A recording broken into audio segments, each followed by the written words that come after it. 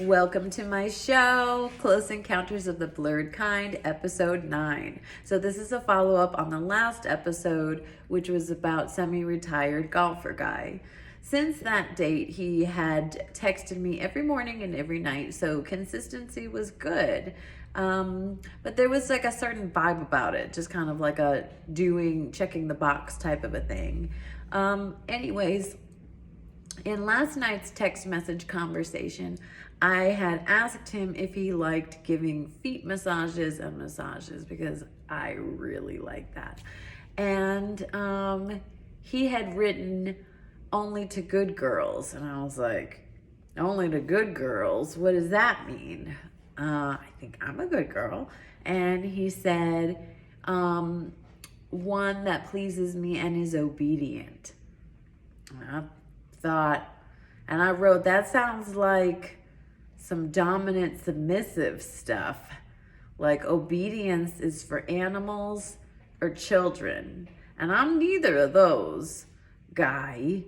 And he laughed and he said, well, no, those that please me are meaning those that do things that bring me pleasure, and in exchange I'll give you massages, feet rubs, dinners, trips, etc. And I thought, that sounds incredibly transactional. And that is, I don't like the vibe of that. That almost sounds like a escort situation, kind of, maybe. I don't know. Where I would be the escort and then he'd be like, no. That's not the partnership that I'm looking for.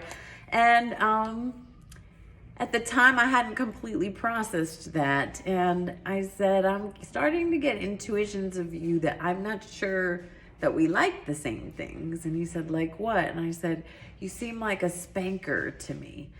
And he said, yeah, you're good.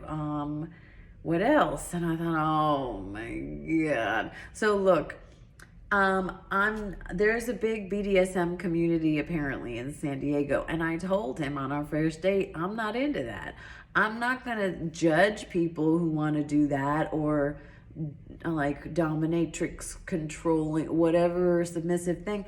If people want to do that and there's no animals or children getting harmed in the process and everybody's a consenting adult, okay, fine, you do you, boo. But that's not what I'm about. And I'm not interested in being dominated. No, and I do not want to be spanked. Oh, no. So I'm just like, and then the whole transactional thing, like the whole vibe was just sounding like weirdish and no bueno. So I hadn't completely processed it.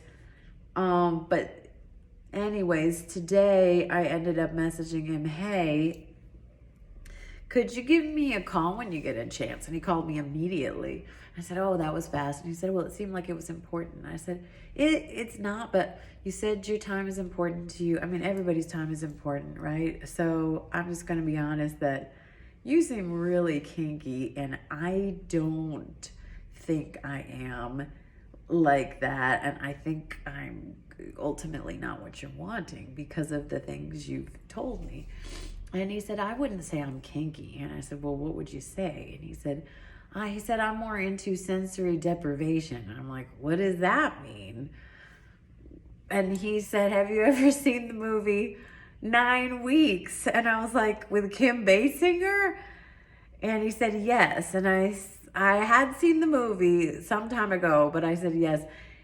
And he said, well, it's like that. Now, if I recall the plot of that movie, Kim Basinger meets a man that she likes and their relationship is quite sexual, and he keeps trying to get her to do more kinds of different things. And I remember one part of it, he asked her to put on a blindfold and there was another woman. And then another part of the movie, which was the end of their relationship, the guy got super aggressive, like bordering violent sexually with her.